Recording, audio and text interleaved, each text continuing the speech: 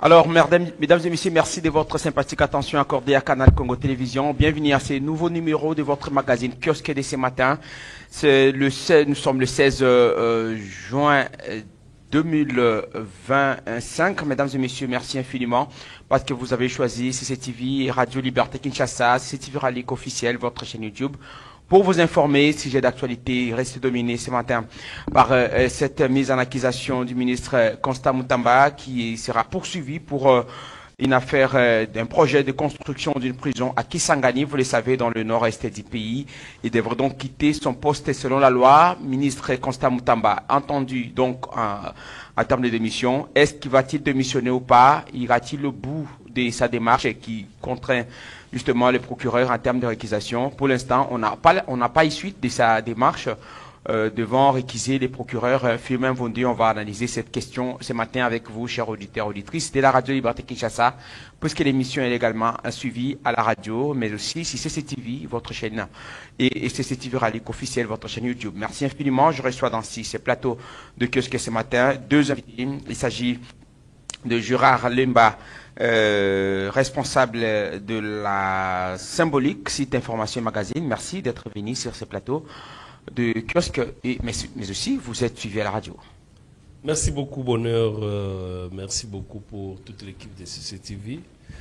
Un grand bonjour à mon co-débatteur, qui m'est aussi très familier. Un grand bonjour à tous nos téléspectateurs et ceux-là qui nous suivent par la voie des ondes. Donc, c'est avec vous que nous allons commenter cette actualité. En tout cas, un grand merci, ça nous va droit au cœur. Que Dieu vous bénisse, que Dieu bénisse la RDC. Merci beaucoup à vous, Gérard Lemba. Alors, on va recevoir le deuxième invité en face de Gérard Lemba, se trouve ce matin, Ngandi Bokabo. Il est politiste, comme ça qu'il aime qu'on l'appelle, ancien journaliste. Merci d'être venu sur ce plateau avec vous. On va autour de cette table discuter de l'actualité, un peu comme je l'ai annoncé. Bonjour et bienvenue. Bonjour, Bonheur. Non seulement ancien journaliste, mais j'ai aussi été plusieurs fois administrateur dans pas mal d'entreprises d'économie sociale. Donc, au-delà du journalisme, de l'économie sociale, aujourd'hui consultant au niveau des médias en tant que politiste, pas seulement politiste, mais aussi de l'analyse économique et sociale. Merci pour cette invitation. Ça vous dit quelque chose aujourd'hui en termes d'évaluation, parce que nous avons l'opportunité de vous recevoir sur ce plateau. Je pense oui, l'économie sociale. L'économie sociale. L'économie sociale, de l'RDC aujourd'hui. Ça existe, mais c'est boiteux. C'est boiteux dans le sens où c'est des entreprises comme la CNSS, l'INSS, tout ce qui touche le social et l'économique en même temps, puisque la CNSS, c'est à la fois économique et à la fois sociale. Il y a d'autres entreprises que Mobutu avait créées. La ligne maritime congolaise, ces derniers temps, on apprend cette histoire ces allégations apportées en charge du ministre, du patron de l'éducateur général, qui est reproché d'avoir alloué plus de 80 millions pour le renouvellement des matériels informatiques. Ça va toujours dans le cadre social, ça? Non, là, ça pose un problème. Là, c'est un problème simplement de gestion. Puisqu'il y a des entreprises d'économie sociale, il y a des entreprises sous forme associative, il y a des entreprises sous forme d'établissement, il y a tellement de formes que ça pose un problème. Là, moi, j'ai travaillé, c'est un conglomérat d'entreprises, ça s'appelle Caisse de dépôt et consignation. C'est l'État dans l'État qui gère tout ce qui est caisse d'épargne. C'était pas au Congo, c'était en France. Donc, j'ai eu beaucoup d'expérience. Vous avez préservé l'ancienneté congolaise tout de même? Bien sûr, je suis congolais, mais j'étais même candidat à la preuve. Alors, merci à vous. C'était une manière de vous gêner un peu là. Ngandi Bokabo, vous regardez les micros, vous allez introduire ce sujet dans le cadre notre sujet d'actualité ce matin. Un peu, nous l'avons évoqué, c'est en huis clos que les députés ont tranché. Sur les 363 présents, 329 ont voté en faveur des poursuites contre le ministre de la Justice, Constant Mutamba. Ce feu vert ouvre la voie à l'ouverture d'un procès dans le tout prochain jour. Quant au ministre inculpé, il devrait démissionner, comme le prévoit la loi, en début de semaine.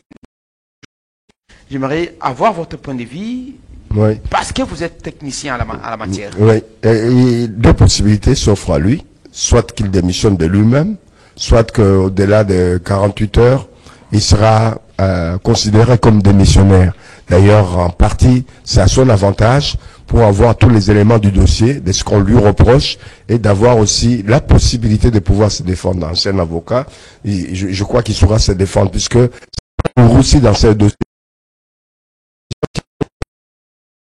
Moi je dis qu'il vole, qu'il détourne. Ok, les cas LMC tout à l'heure, Oui. la dénonciation faite par les agents qui accusent les patrons de l'MC. Jean-Pierre Bemba a écrit d'ailleurs pour qu'il y ait une poursuite. Plus de 80 millions, 110 millions qu'on lui a reproché. Il suffit d'avoir alloué 80 millions pour le matériel pour une société qui a en réalité une vocation maritime. Et qui devrait acheter douilles ou bateaux, voire plus par rapport à son domaine d'exercice, si vous voulez dire. Mais ça frise un peu de l'acharnement quelque part. Est-ce par rapport au bras de fer que moi je dis ça frise l'acharnement par rapport à Moutamba. Justement. Mais quand on voit les 80 millions, et même les 80 millions c'est rien. Quand on voit ce que Kazadi a dit, ça suppose que lui-même a pris de l'argent pour dire que quand l'argent rentre, on se les distribue d'abord avant de penser au projet. Encore que à la ligne maritime congolaise, apprend-on, c'est son fils qui est le directeur chargé de l'informatique. C'est ce qu'on apprend. Mais c'est pas étonnant, parce qu'ici tout se passe en famille ou entre amis. Quand ça se passe entre familles, ben c'est les redistribue. L'argent reste pas pour le social, le Congolais, pas pour l'État, ça reste entre eux. Et ces gens-là ne sont jamais inquiétés. Même quand on les inquiète 2 semaines plus tard, ils sont dehors. Parce qu'ils continuent à exercer malgré les allégations. Mais où se trouve Vondé? Où se trouvent les autres magistrats pour pouvoir ouvrir le dossier, etc. Ils sont pas là. Tous sont focalisés sur celui qui... Jean-Claude Mukendi, selon ce Oui. Oui, mais ils sont tous ligués même, c'est le terme exact, contre Moutamba. Pourquoi? Parce que 80 millions, 19 millions, Constant Moutamba poursuivi aujourd'hui en justice. Oui. Il y a des cas... Et encore, lui n'a pas volé. On dit détourner. Détourner en droit, c'est le fait de prendre l'argent qui était destiné à, admettons, asphalter les routes. Toi, tu construis des bâtiments. Donc, on parle de la violation du contrat translatif. Oui. C'est-à-dire que ça n'a pas atteint sa destination. Ça n'a pas atteint sa destination, mais c'est pas pour autant dire qu'il est Moutamba. Mais pourquoi, c'est à peu près cet argent. Puisque vous avez la parole, Ngandi Bokwabo, le problème est que la commission qui a enquêté sur les cas Moutamba a révélé qu'il y a même un problème au niveau des sites qui devraient abriter cette prison, entre guillemets, qui devrait être construite à Kisangani. Malheureusement, on se rend compte qu'il y a une société fictive qui n'existait que des noms. On ne peut pas qualifier de fictive puisqu'aujourd'hui, on n'a pas d'éléments. On juge, nous, en tant que citoyens lambda, sur les supposés de ce que le magistrat ont dit, mais on n'a pas encore le côté réel, c'est-à-dire après enquête, après instruction. On attendra pour avoir la lumière sur l'essentiel de ces problèmes qu'on impute à Moutamba. Aujourd'hui, on ne peut pas. Moutamba, détournement, oui, peut-être, mais pas vol. Mais là où il y a vol, on n'entend rien. Alors, vous avez en termes de droit, je vous reçois ici comme consultant, comme jurisconsulte. Oui, j'aimerais dire, est-ce que par rapport à cette procédure aujourd'hui, pouvons-nous dire que Constant Moutamba continuera ses bras de fer qu'il a engagés avec le procureur, le magistrat Vondé, parce qu'il a réquisé malheureusement, qui n'a jusque-là reçu aucune suite. Oui, mais le problème c'est que il y a un problème peut-être technique. Allez-y, ça va. Non, peut-être que c'est un combat entre pot de quoi, on dit, pot de fer, contre je ne sais pas quoi. Ça pose un problème, il ne pourra pas jusqu'au bout récuser. À un moment donné, la loi, le droit ne lui donnera pas la raison, puisque là où il sera jugé, c'est pas un tribunal comme un tribunal de commun et mortel, où on peut, à un moment donné, récuser un magistrat, avoir un autre. Mais il faut encore argumenter. Là, ça reste sur des supputations. Les jugements est rendu au premier et dernier ressort. Là, pour le moment, c'est pas le jugement. Pour le moment, on doit... Si vous parlez de la Cour de cassation. Parce que finalement, les procureurs, après instruction, ils doivent fixer l'affaire. Mais ils doivent fixer l'affaire. Et il fixera l'affaire. C'est justement ce qu'il a obtenu maintenant. Il doit d'abord finir l'instruction, qui n'est pas complètement bouclée. Il doit boucler... Quand il devait répondre la dernière fois, il n'a pas répondu. Oui, il doit boucler du moins l'instruction, et par la suite, l'affaire sera fixée. Et c'est là qu'on aura la clarté, puisqu'il y aura à charge et à décharge il aura l'occasion de se défendre. En public, peut-être que ça en sera... public, ce serait intéressant. Merci beaucoup à vous. C'était donc votre toute première prise de parole dans le cadre de ces magazines kiosques de ce matin. Nous sommes le lundi 16, je pense. Il fait beau ce matin, bien que... Oui, on ne sait pas le soir ce que ça donnera comme résultat. Il risque d'avoir des pluies aussi. Oui, exact. Parce qu'on dit bilan, elanga bokoya. Beaucoup. Le Congo détourne même les bilanga. Elanga, c'est ça. Elanga. Alors, nous recevons Gérard Lemba. Merci. Encore une fois, depuis d'être là. Vous avez suivi les analyses faites par Ngandi, qui évoquait tout à l'heure. Oui. Ngandi, bien entendu. Je me dis Ngandi comme chez nous au village. Hein. Oui. Alors, je dis, est-ce que le point de vue émis par lui, il a évoqué l'aspect acharnement. Quand il fait une étude comparative en disant qu'il y a des gens qui ont volé ou qui volent, qui détournent plus que ça, mais encore que les Kamutamba, il ne s'agit pas d'un détournement. Pas de vol. Pas de vol. Non, ouais, pas de vol. Il dit des détournements parce qu'il s'agit de violations de contrats relatifs en termes de destination qui a posé problème. Exactement. Je l'ai relancé plusieurs fois. Il dit, mais pourquoi est-ce que ces gens qui volent plus que ça ne sont pas inquiétés? J'ai illustré le cas de dénonciations faites par Jean-Pierre Bemba à travers une correspondance et aussi les agents de la ligne maritime congolaise qui évoquent plus de 80 millions de détournements. Ce n'est pas le cas avec Moutamba. Est-ce que c'est un acharnement aujourd'hui? Merci beaucoup, Honneur. J'ai noté, il y a eu une succession de 8 questions à côté de Gandhi. Je ne sais pas, chez moi, il y aura combien? Allez-y. Non, c'est juste un rappel. Là, je prends les téléspectateurs à témoin. Alors, moi, ma crainte, c'est que, au-delà de tout ce qu'il peut y avoir comme analyse et commentaire, que nous parlons de choses que les gens connaissent déjà. L'actualité reste dominée par ce qui s'est passé hier, le huis clos décrété pour traiter les cas Moutamba. Parler de la récusation de Moutamba, c'est presque déjà une semaine passée. Et surtout que Gandhi aussi, c'est aussi un journaliste comme moi. Nous devons être animés, avoir cette soif-là d'amener premièrement l'information. C'est ce que nous avons dit. Nous évoquons le cas. Exactement. Ça dit que c'est ce qui... Je m'excuse, je ne vous apprends rien. Mon problème, c'est que c'est ce qui devait... On devait plus s'apaisantir par rapport à ces... Allez-y, parce que vous avez le micro. Ok, d'accord. Donc, c'est hier, puisque beaucoup de gens ne le savent pas. Je l'ai évoqué. Il y a eu au total 3 réquisitions contre Moutamba.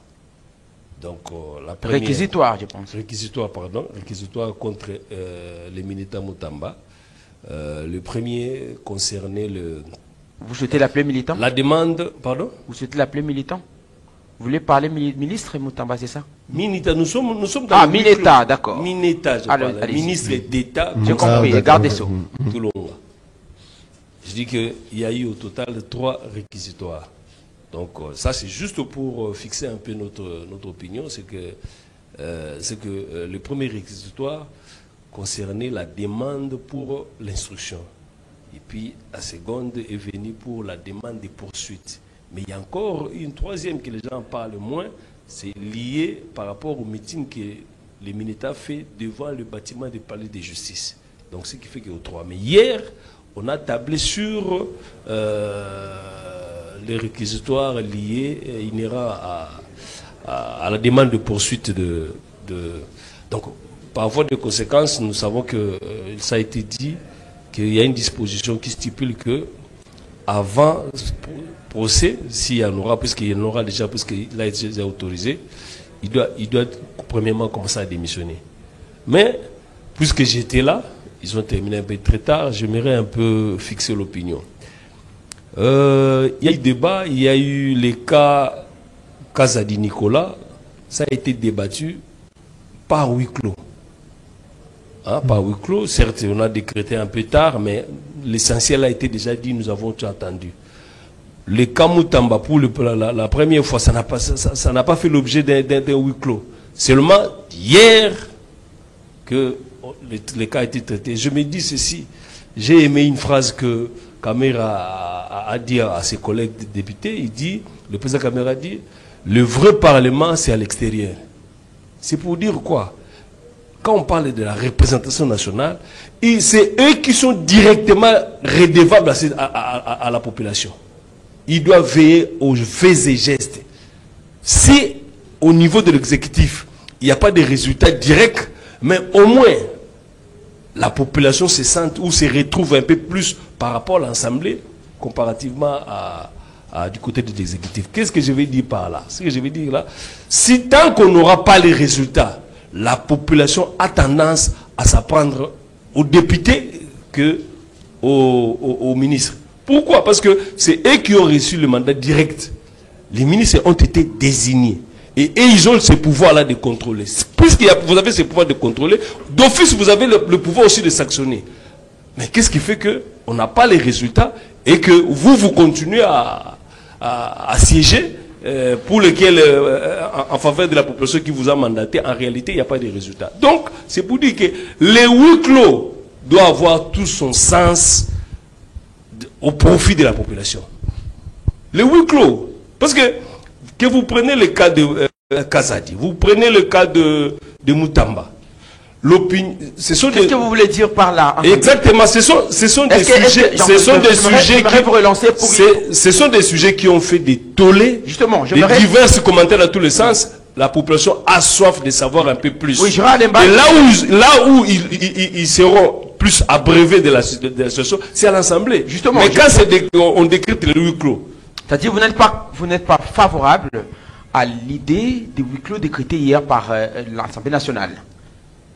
Est-ce qu'il n'y a pas une sensibilité quelque part qu'on a voulu... En tout cas pour les propres intérêts, évidemment. Ça veut dire quoi? Ça a été si ma voix ne porte pas, en tout cas pour les propres intérêts. Ça veut dire quoi concrètement? Prochainement, je ne souhaiterai pas, là je m'adresse à l'Assemblée nationale. Regardez la caméra. Exactement. Prochainement, je ne souhaiterai pas ce genre de décision. Une question que je trouve aussi cruciale, la population a soif de... Il y a des gens qui nous posent des questions en route.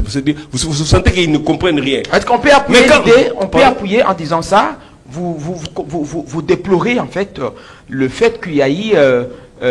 on a décrété le huis clos pour une affaire aussi sensible comme celle-là. Est-ce que vous pensez que Gérard Ngadi a raison en disant qu'il s'agit d'un acharnement? Pourquoi avoir laissé ces dossiers en huis clos? Est-ce que ça a été politisé? Non, parler de l'acharnement, c'est déjà prendre position. Moi, je ne suis pas là. Mais qu'est-ce que vous... Moi, mon problème, ce que je préconise ici, c'est que je crains, parce que la première plénière portant sur le Moutamba, ça n'a pas fait l'objet d'un huis clos. Tout ça a suivi. Mais qu'est-ce qui a motivé cela? C'est en fait ce que je veux savoir. Exactement. Pourquoi? Parce que les Congolais ont l'idée de comment fonctionnent leurs institutions. On parle qu'il y ait des billets verts qui justement. Alors, pour crédibiliser les décisions de l'institution, surtout de l'Assemblée nationale, qui en a vraiment le droit ou le prestige, on doit laisser l'assistance, c'est pas la presse, je sais pas, tout le monde de la RTNT suivre qui est pour savoir un peu plus. Aujourd'hui, tous nous connaissons que le cas de Moutamba, on a autorisé. Alors, mais le cas de Kazadi, attendez, le cas de Kazadi, que l'opinion pense que c'est encore plus scandaleux, là, on n'a pas autorisé. Ouais. Les gens, ne sont pas bêtes. Hein. Les gens ne sont pas bêtes. Et je suis sûr que c'est dans ce sens-là qu'Amer a insisté pour dire que le vrai Parlement, la vraie Assemblée, c'est à l'extérieur. C'était ça le message. C'est-à-dire que ça a été déjà négocié préalablement. Ça ne se fait pas, au cours de la plénière. Sous le ciel. D'accord. Toutes ces opérations-là. Donc il y a des choses où on ne sait pas déballer. Responsable de la symbolique. Mais au moins ce comportement-là, on doit le dire que il peut y avoir. Il peut y avoir des retours. Pas appréciés. Ils ont des mandats. Tant que la population ne se retrouve pas, ils n'ont pas, il manque l'information. Autrement, c'est pour dire quoi? C'est pour dire qu'un député national, lors du campagne, a un discours autre que le discours qu'il tient lors de huis clos. D'accord. Alors, où est le résultat? C'est ça le vrai problème. Est-ce que la symbolique a penché sur ça ce matin?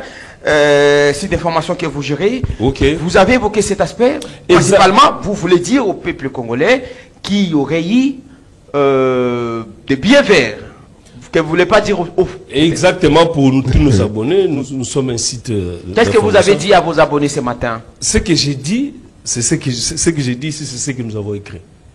Puisqu'ils ont terminé très tard, je crois, c'est peut-être presque 23 heures passées. Hein? C'est ce que nous avons déjà écrit. Les abonnés peuvent donc vous dénoncez. Donc, les comportements des huis clos, je peux peut-être prendre, parce qu'il y a eu des sujets pendant les huis clos. Ils ont parlé du budget de l'Assemblée nationale, c'est un huis clos. C'est peut-être normal. Hein? Là, je peux tout. Et pas le cas Moutamba, selon vous?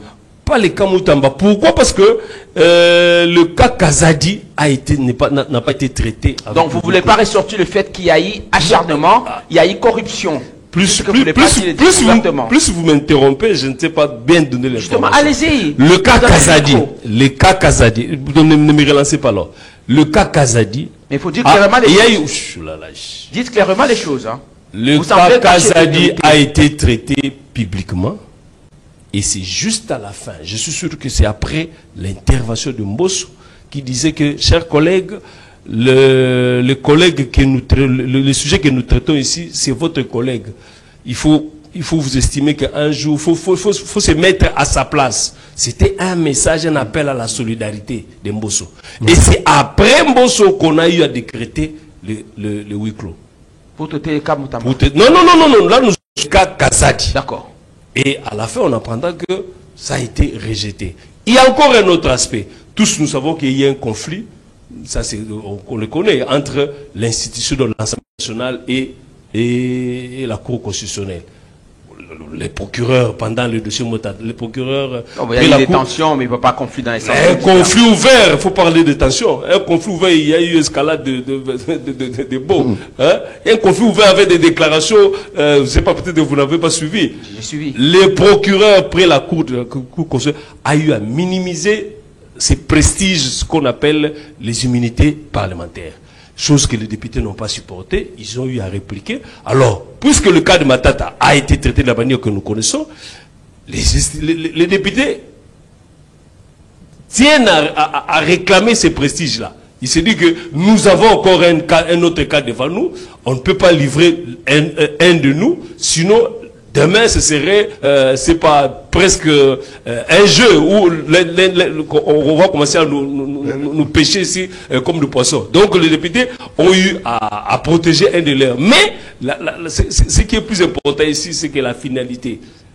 Les députés nationaux sont redevables plus devant la population qui les a élus. Merci beaucoup. Donc c'est capital d'insister sur ça. Les cas de Moutamba, on a laissé ouvert.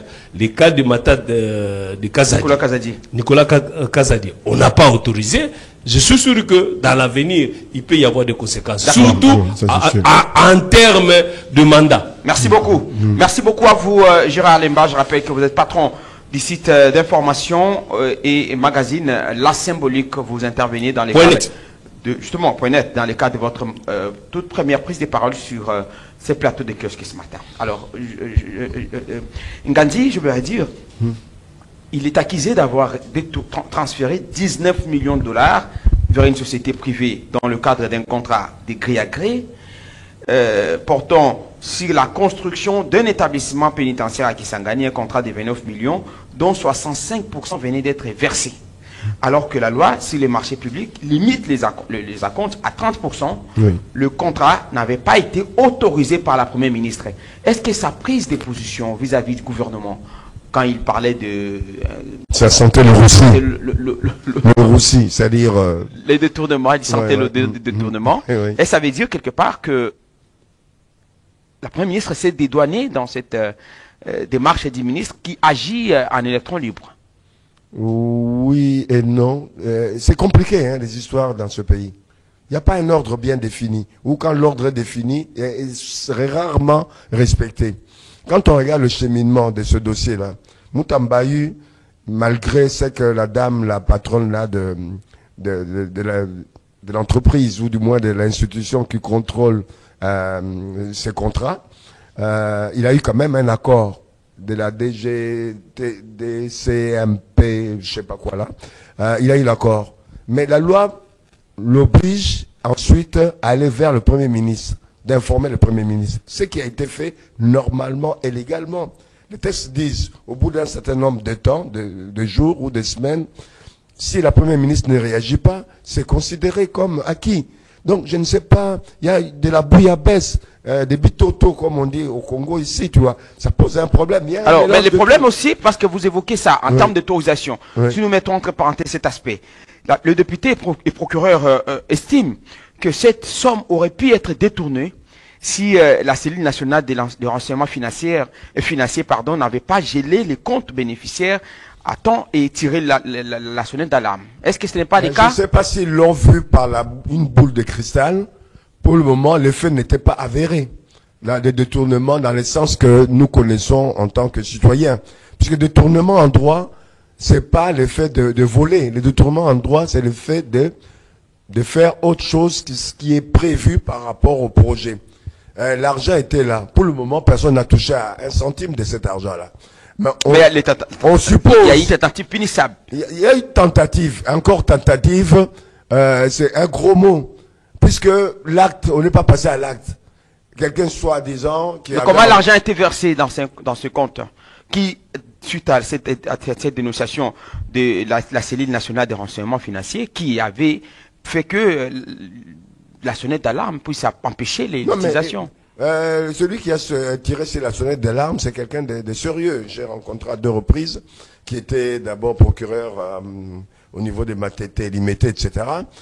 Qu'il tire la sonnette d'alarme, c'est des bonnes guerres, c'est normal. Les procureurs qui sont là. Ah oui, qui sont là. Quelqu'un de sérieux, mais je défends. Mais, lui, il a lancé l'alerte. Mais maintenant, c'est aux autres corps de pouvoir débroussailler, de pouvoir regarder de très près si réellement l'intention c'était celle-là. On peut avoir des supputations. Oui, mais quand on parle de l'intention, il y a l'aspect fantôme. La société, les députés et procureurs ont également parlé d'une société en question qui est décrite comme étant un fantôme sans bureau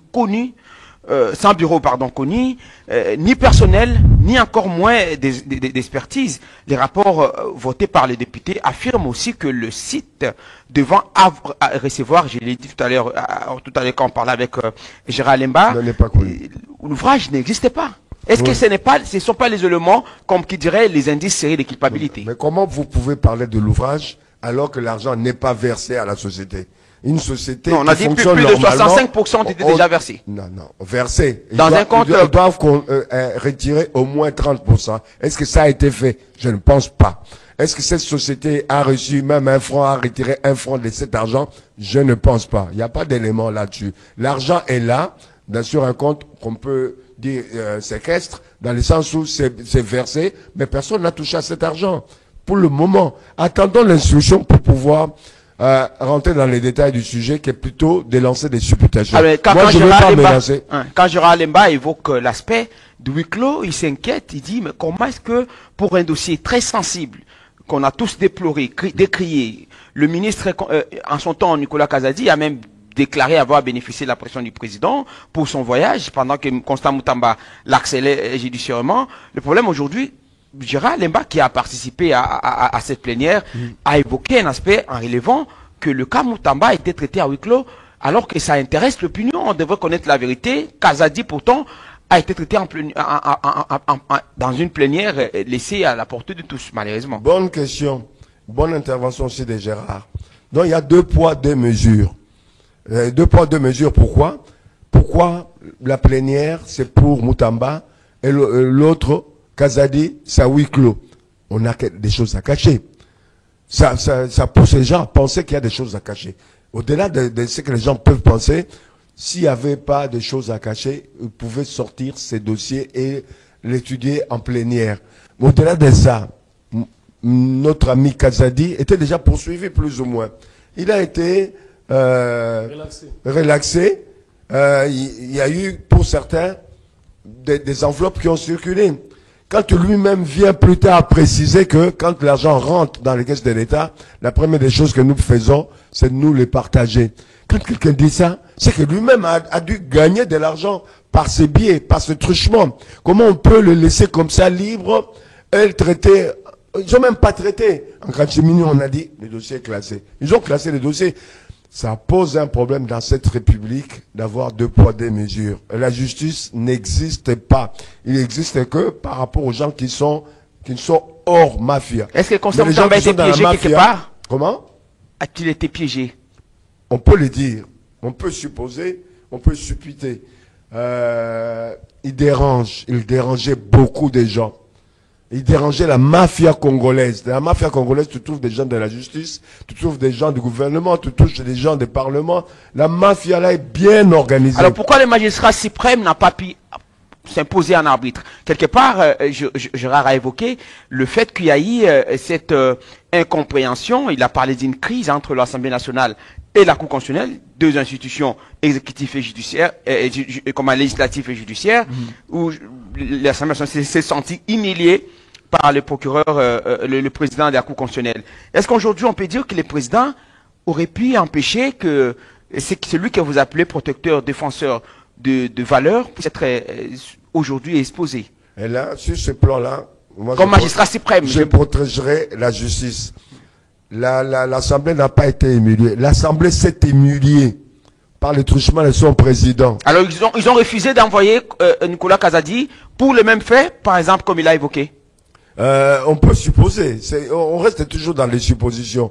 Mais l'humiliation de l'Assemblée vient de son président, qui, entouré des juristes, ne pouvait pas lui permettre de dire des mots ou de faire des écrits tels qu'il l'a fait. Il s'est humilié, il a fait humilier l'Assemblée. Là, de ce côté-là, Dieudonné n'y est pour rien. N'y est pour rien, en tout cas. Donc, c'est à l'Assemblée de pouvoir revoir sa façon de fonctionner. Alors, l'implication du magistrat suprême, ouais. Si vraiment Constant Moutamba constituait, j'aimerais dire, une forme de protection pour la République par rapport aux valeurs qu'il défendait, par rapport au combat. Vous avez dit qu'il faisait face à des menaces parce qu'il gênait. Pourquoi le président ne l'a-t-il pas protégé? Est-ce qu'on peut dire qu'il gênait et qu'on voyait que c'est peut-être une étoile qui venait pour les élections 2028? Non, c'est un couteau à double tranchant. Je pense que du fond des choses, les présidents avaient plus intérêt à le protéger. Sauf que le revers de la médaille serait que comment est-ce que le président intervient pour certains cas, notamment celui de Moutamba. C'est vrai que beaucoup supputent aussi par le fait qu'il voulait prendre de l'argent pour préparer les élections de 2028. Je ne pense pas.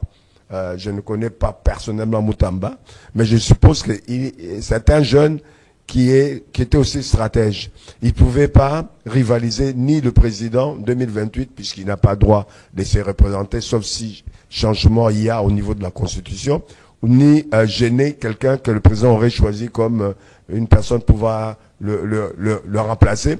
Il est jeune, il aurait pu attendre même vers 2030 et quelques là. Je pense qu'il était prêt plutôt à attendre. Les gens qui poussent dans ce sens-là, c'est pour que le président puisse pas le protéger. D'une manière ou d'une autre, il a lancé une façon de fonctionner de la justice. Je pense que le prochain que le président va mettre à la place sera obligé de faire en sorte qu'il y ait une continuité des services tels que Moutamba l'a préconisé, l'a proposé et là a commencé à mettre en action. On sortira plus de là. Moi, je pense que c'est à l'avantage non seulement de la justice, mais c'est aussi à l'avantage de la politique congolaise. Que ces choses arrivent aujourd'hui. Moutamba paiera, mais il faut quand même qu'il y ait quelqu'un qui paye. Mais la suite sera encore plus rude.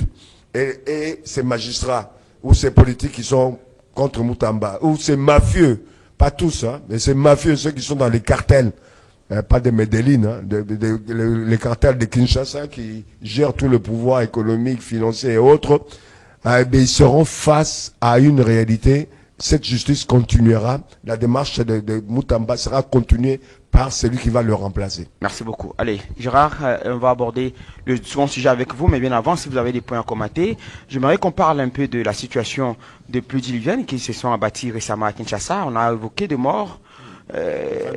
Ça traduit, quelqu'un a dit c'est plutôt une négligence de la part des autorités, parce que là, on pouvait prévoir tout ça.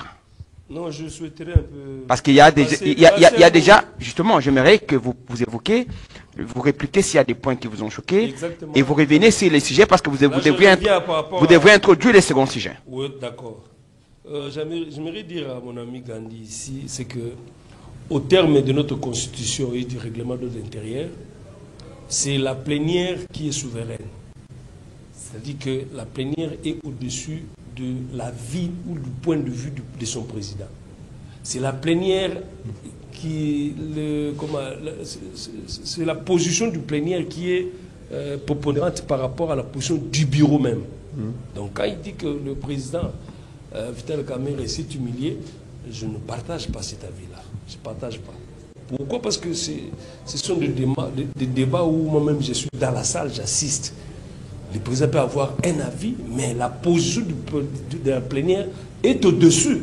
Et voilà qu'on finira par décider tel que la plénière a décidé. Donc ce n'est même pas l'avis du président qui a prépondérance par rapport à la plénière. Donc ça, j'ai tenu vraiment à non, c'est dans l'affaire Matata, je disais. Je reprécise, c'est dans l'affaire Matata. C'est pas l'affaire... Que ce soit l'affaire Matata, Moutamba, je ne sais pas encore, Nicolas Kazati, j'ai eu assisté à ce débat-là. Et je sais de quoi je parle. Et les plénières sont retransmises en direct. Donc, vous avez parlé de l'implication du chef de l'État ici. Je pense que le chef de l'État a eu à faire sa part. Il a reçu toute l'équipe en conflit. On a parlé des images, des anciennes images. On a parlé des anciennes images. On a parlé des anciennes images. Bon, en tout cas, si ce sont des anciennes images, je pense que l'immixtion directe du chef de l'État par rapport à ces problèmes ici risquerait de briser ces principes de séparation de pouvoir. Pourquoi? Parce que la justice doit faire son travail. Et si le chef de l'État, qui est... Alors la vraie justice. Qui est à la tête de l'exécutif, risque d'influencer cette justice-là. Mais au moins, tant que, comme on dit, le garant des bons fonctionnements des institutions, quand il y a des sujets ou des chapitres qui font un tollé au niveau de l'opinion, il doit vraiment s'assumer pour ne serait-ce qu'apaiser la tempête. Mais cela n'explique pas, cela ne justifie pas une quelconque implication dans les dossiers judiciaires. Donc ça, ce sont des mises en point que j'ai tenu à le faire. Alors, il y a un autre point qu'on n'a pas eu à aborder ici. Dans les huis clos d'hier, certes, on était dehors, mais il y a toujours possibilité. Il y a toujours possibilité pour savoir un peu plus. Chose qu'on ne dit pas dans les débats, c'est que à l'origine, il s'est posé un vrai problème dans la formulation du grief du procureur. Le procureur, dans son réquisitoire, a parlé de propagation de faux bruits. Le procureur a parlé de la divulgation des secrets d'État. Les députés ont estimé qu'un député devant les médias peut donner un avis. On a même eu, il y a un cas même de Jean-Pierre Bemba qui, la sortie de Jean-Pierre Bemba sur Top Congo ici, a été même cité. Donc si quelque part, le procureur n'a pas souligné ou n'a pas fait cette demande ici, dans des termes de propagation de faux bruits, je suis sûr qu'il pourrait y avoir encore un autre... Il pourrait encore une autre décision. Mais c'est plus, je ne dis pas que l'erreur, mais en tout cas, ce que j'ai compris, la position du député ou de la plénière, c'est basé par rapport à la formulation. D'accord. Alors, il ne fallait pas amener peut-être ces griefs ici. D'accord. On évoque le second sujet rapidement. Je parlais des septui, il a babi, ba détourné pelanga. Il boit nango kende. Et donc, baïbi ango, c'est ça? Il n'a rien mais baïbi.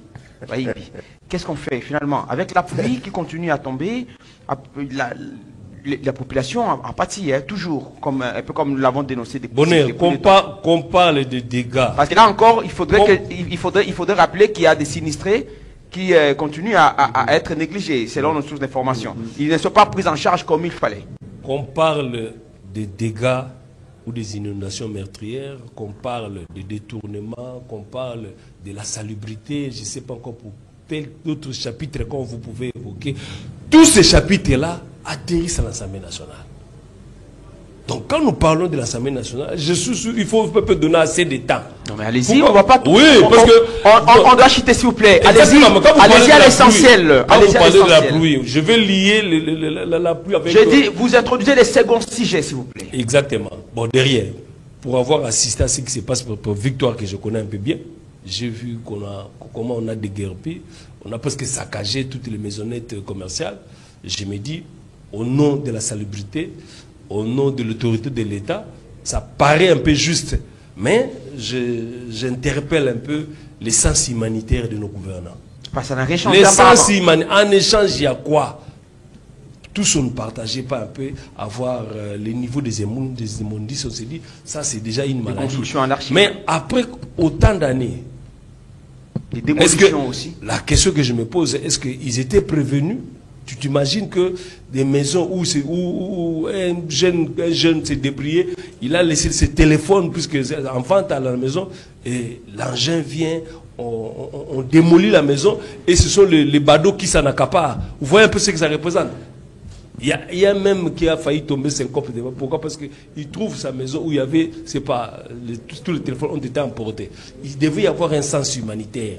Hein? On le veut bien. Vous savez, moi, j'ai ces deux diplômes-là, je vous le dis. Moi, je suis licencié en économie, premièrement. On me disait dans les théories de développement que même un petit Dicablo, cette unité de production-là, prend soin de tout un ménage. Et c'est à ce titre-là, l'État doit premièrement les protéger. D'accord. Tout ce que vous pouvez appeler comme les conséquences, comme contrainte de texte, ça peut être réglé au fur et à mesure. Mais au moins, quelqu'un qui se débrouille, ça épargne ses enfants pour se retrouver à la rue. Allez, on a fini. Alors, Ngandi, vous avez suivi le journaliste tout à l'heure. Apparemment, il n'a pas voulu le dire ouvertement. Il déclare que malgré les démolitions, toutes ces dispositions que les autorités ont prises, ça n'a rien résolu. On continue à compter des morts à Kinshasa. Est-ce que pour dire que les autorités ont pris des décisions qui n'ont pas été suffisamment mûries, je voulais dire? Donc on ne peut pas dire ça. Même si on peut juger qu'il n'existe aucune administration dans ce pays. Ou si elle existe, elle est boiteuse. Ce qui fait que si l'administration n'existait pas, l'État chancelle. Donc si l'État chancelle, il est factice, il n'est pas réel. C'est vrai que aujourd'hui, les autorités prennent à bras le corps le fait d'organiser la cité, d'organiser la ville. C'est un travail qui devait être fait il y a plusieurs décennies. Ça n'a pas été fait. Ils ont une certaine responsabilité là-dessus. Mais comme on dit en français, mieux vaut tard que jamais. Le travail qui a commencé dans les destructions et autres. Quelles conséquences tirez-vous du fait qu'il y a eu des morts qui ont été encore... Mais des morts, il y a une responsabilité partagée et entre le gouvernement, puisque beaucoup se mettent à construire dans des endroits où il n'est pas prévu de construction. L'État est responsable par le fait de donner des papiers à ces gens-là, illégalement. Donc il y a une double responsabilité. Les espaces démolis, on n'utilise pas ça à Bandal, un peu comme partout. On ne voit pas l'État intervenir. L'État doit les utiliser. Moi, je vois par exemple vers chez nous là-bas, vers Montfleury, on a tout détruit.